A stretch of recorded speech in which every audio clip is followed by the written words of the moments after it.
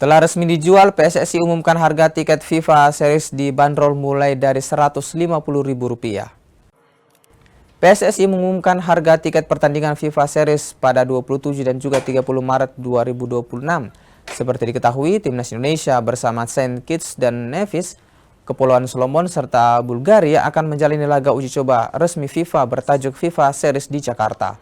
Penjualan tiket khusus sudah mulai dibuka sejak 2 Maret. Sementara untuk umum akan dibuka pada 5 dan juga 9 Maret. Ada 4 kategori tiket yang disiapkan PSSI, mulai dari tribun atas, tribun utara dan selatan, tribun timur dan juga barat hingga premium.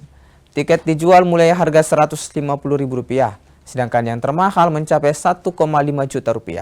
Perlu diketahui ada perbedaan harga pada tiket pertandingan 27 Maret dan juga 30 Maret.